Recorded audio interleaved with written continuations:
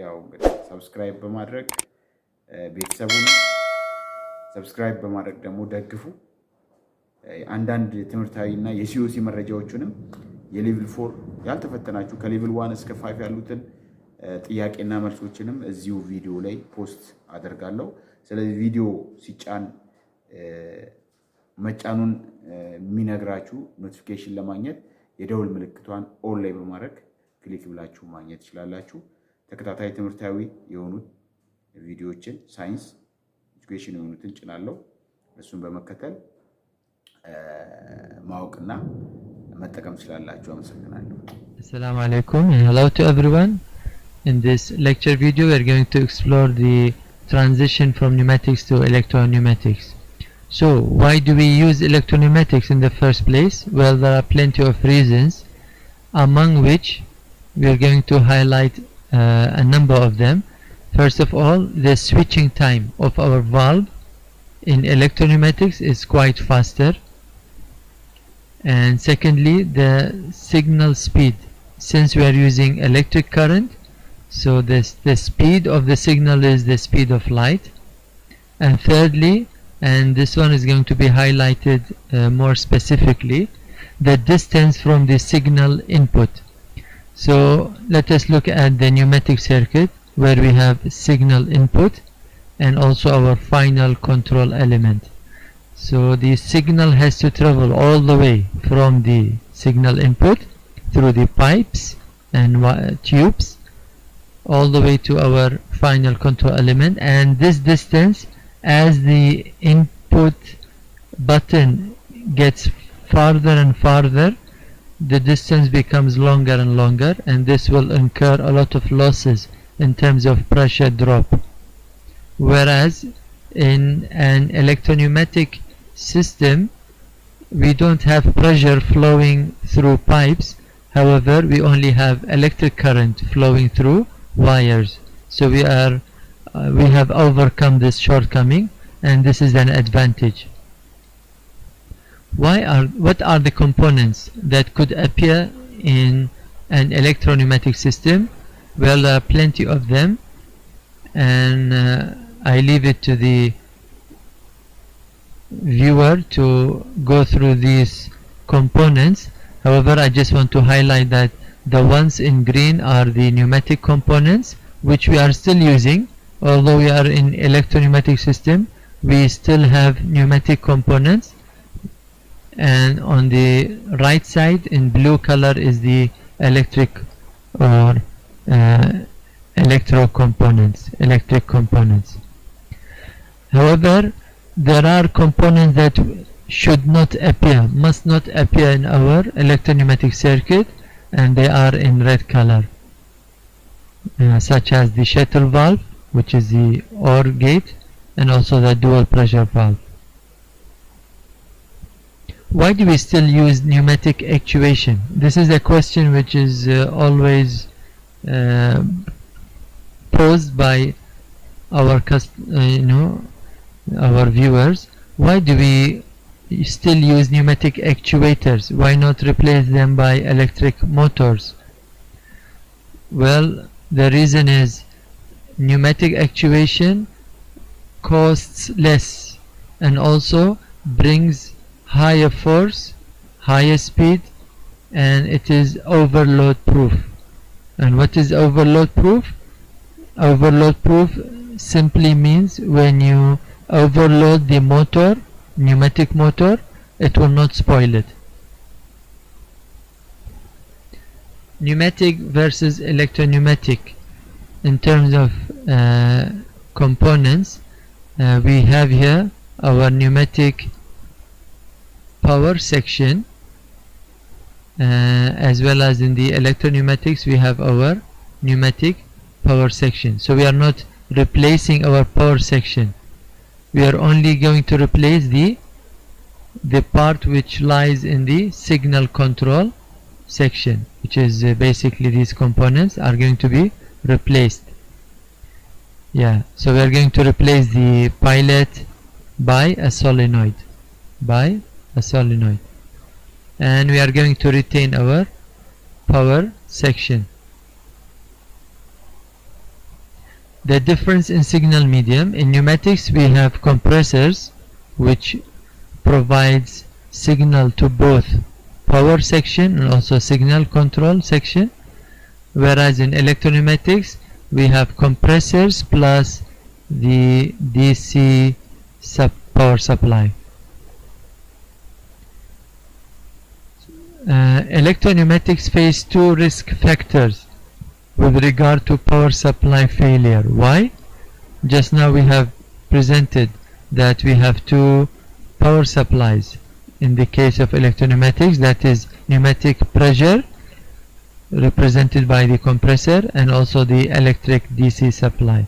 So we have one risk factor, and the second risk factor is in the case of failure of the DC power supply. So what is the new signal medium in electropneumatics? That is the electric current.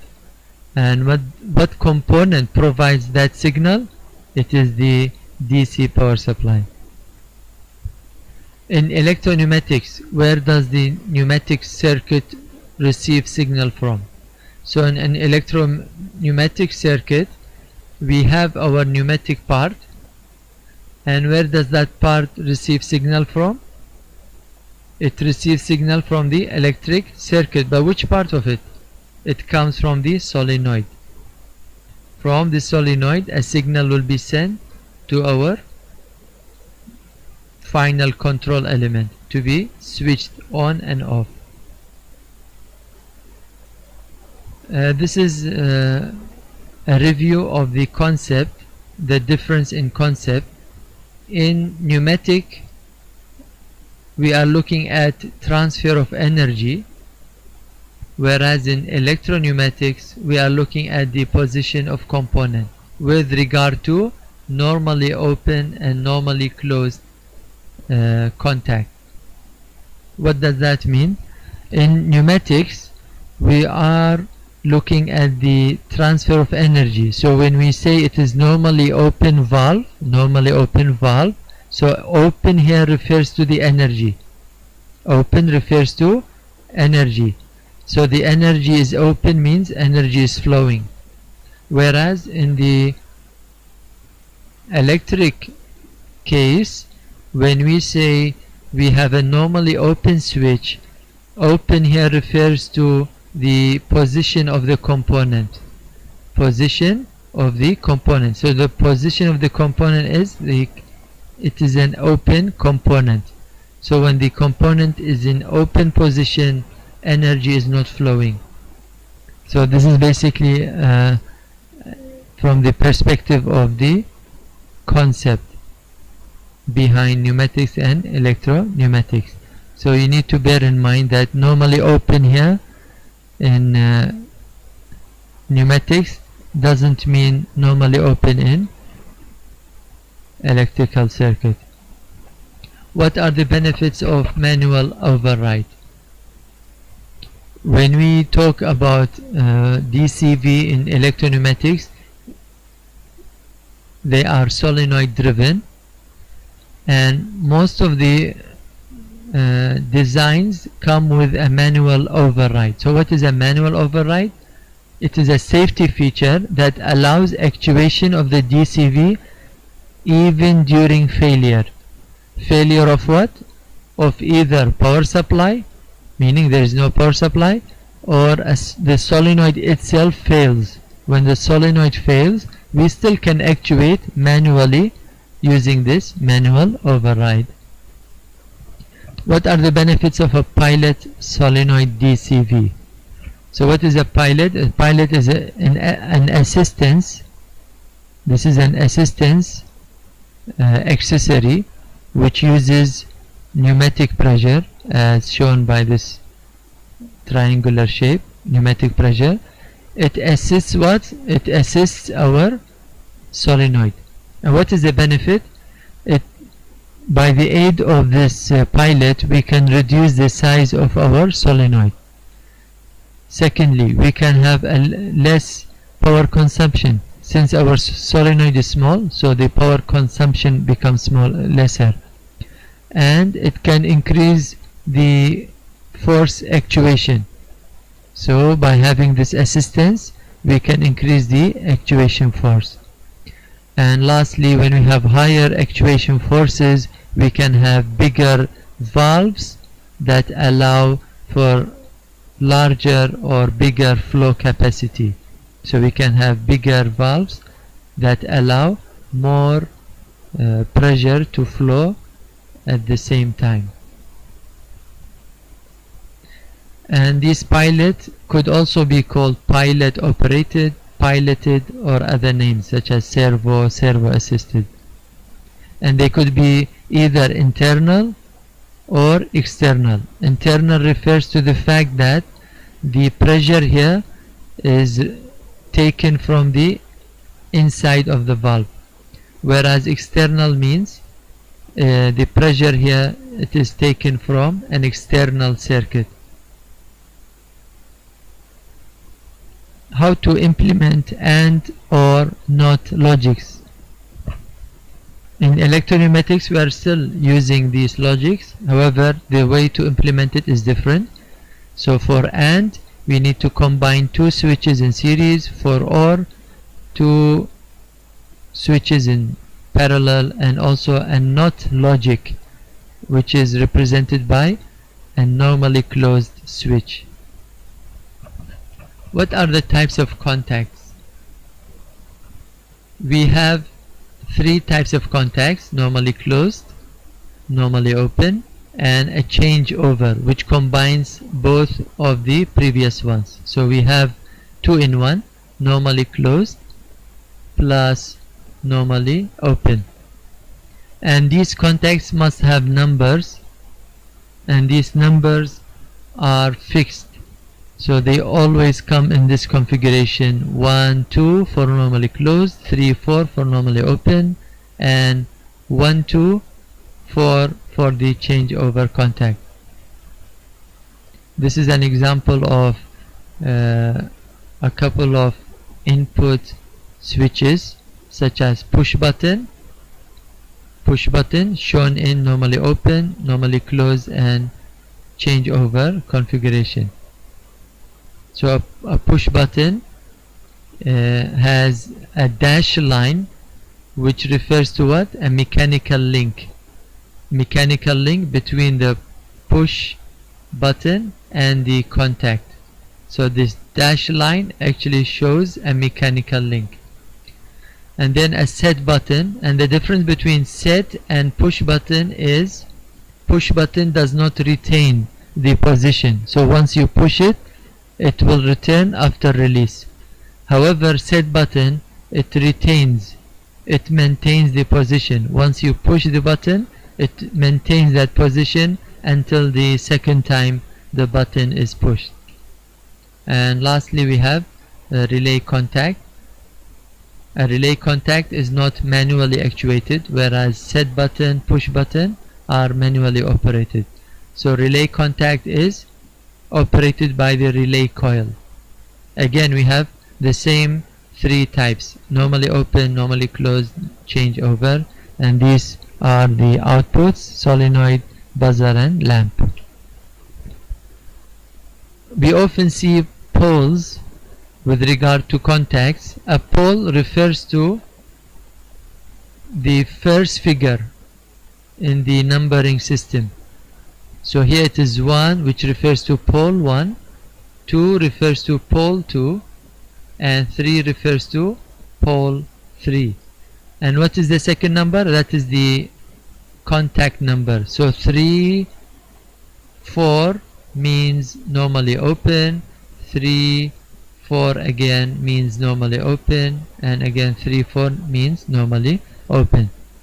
So what is the benefit of a multi-pole contact? So once this push button is pressed, 3 of the poles simultaneously will be pressed as well.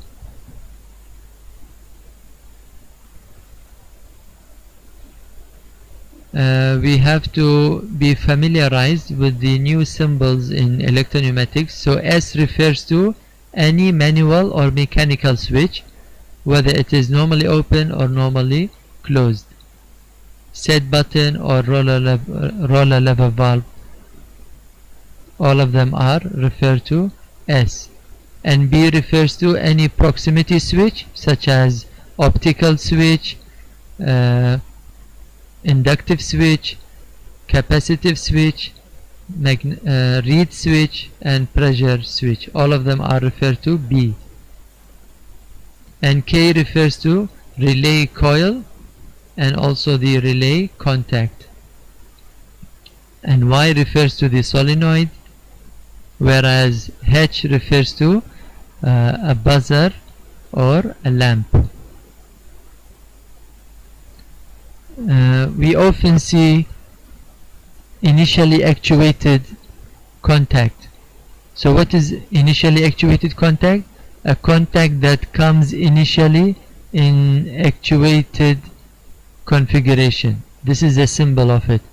So you need to place this symbol next to the contact when it is initially actuated. Okay, there is some important note. Since we see the number next to the contact to be 1, 2, and 1, 2, we know that 1, 2 refers to a normally closed contact, but why do we see it as an open contact? Okay, I repeat, 1, 2, these two numbers refer to a normally closed, which means something like this. However, the number refers to normally closed, but the contact shows normally open. So this is because it is initially actuated, which means somebody has modified the contact and opened it up. That's why we see it open. So likewise you can apply this similar concept here. 3, 4 refers to normally open. However, here it is shown as normally closed. Why? Because it is initially actuated. Okay. There are a couple of questions. Can we have initially actuated push button? No. The answer is no. Push buttons are manually operated and they don't come as initially actuated contact. How do we know reed switch is normally open? So this is a reed switch. How do we know that this is a normally open? Because it is drawn at the symbol here. Normally open reed switch. How do we decide a contact should be initially actuated? So this refers to the fact that when we design a circuit, how do we know that we should place this symbol or not? So the one who is eligible to answer this question is the one who knows how is the system operated in the beginning. If the system operates and the contact is already pressed, so you should add that symbol in the drawing. However, if the system is operated and the contact is not on, so you should not add this symbol. How does relay contact become initially actuated? Okay, so this is a relay contact. How does it become initially actuated? When the relay coil is on initially. So if this relay coil is on initially, so the contact will be initially actuated. And this is the end of the lecture. I hope that you had benefited from it and hope to see you again. እሺ ተማሪዎች ያው ቪዲዮ ተመችቷችኋል? ዝናብ ስላለ ነው ይሄንን የለበስኩት። ቪዲዮ ተመችቷችኋል? ሰብስክራይብ በማድረግ ላይክ በማድረግ ያው ለአልመጣ ተማሪ ደግሞ ሼር አድርጋችሁ ዳውንሎድ አድርጋችሁ ሼር አድርጋችሁ ይሄን ቪዲዮ እንድታደርሱ ጠይቃችኋለሁ። ሰብስክራይብ እንዳደረሱ ቀደም እንዳልኩት በተከታታይ ቪዲዮዎችን ልካለሁ። ስፔሻሊ የኢንዱስትሪያል ኤሌክትሪካል ኮንትሮል ተማሪዎች ከዛ በተለይም ደግሞ የሜካትሮኒክስ ሌቭል 4 ሰልጣኞችን የሚመለከታል። ቤተሰብ ሁኑ። ቪዲዮውን ያው የተለያዩ ትምህርታዊ ነክ ሳይንሳዊና ትምህርታዊ ነክ የሆኑት ክህሎትን የሚያሳድግ ዕውቀትን የሚጨምር ቪዲዮዎችን እዚህ ላይ ለቃለሁ። ባለኝ ዕውቀት ልክና በማቀው ለኔ ገባኝን ለእናንተ የሚሆነው እናንተ ደግሞ ይሄንን ቪዲዮ ሰብስክራይብ በማድረግ ላይክ በማድረግ በተለይ ሰብስክራይብ በማድረግ ቤተሰቡን ወዳችኋለሁ። ይመቻችሁ።